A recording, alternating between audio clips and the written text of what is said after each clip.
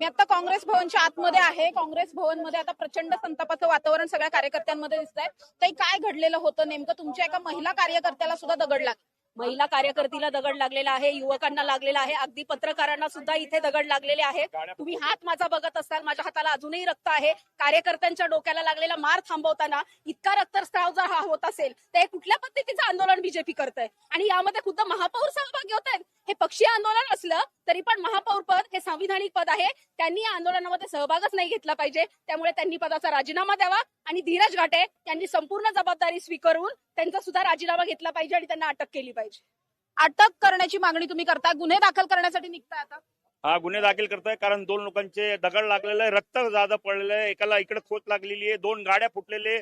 आणि कार्यकर्ता जे काँग्रेसचे होते प्रामाणिकपणे जे आंदोलनचं संविधानाने जे आंदोलन आम्हाला दिलेलं आहे, जसं दिलेलं आहे तसं आम्ही वागत होतो. आम्ही तोंडांनी आणि घोषणांनी आंदोलन करत होतो. पण ह्यांनी जे ढंडेलशाही पोलिसला घेऊन दादागिरी करून दगडफेक करून जे यांनी आंदोलन केलं ते एकदम चुकीचं आहे. त्याच्यामुळे आमची हे मागणी आहे की त्यांना धीरज घाटेला अटक करा, त्यांची वर कारवाई करा आणि जे लोकांनी हे केलंय त्यांच्यावर सगळ्यांवर कारवाई करा.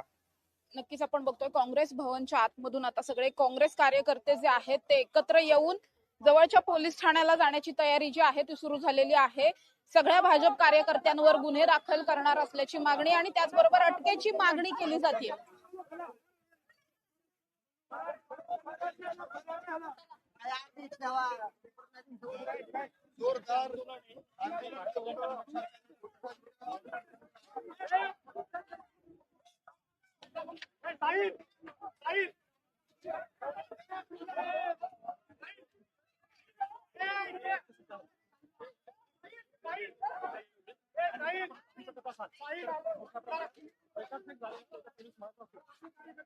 आपण बघतोय काँग्रेस भवन मध्ये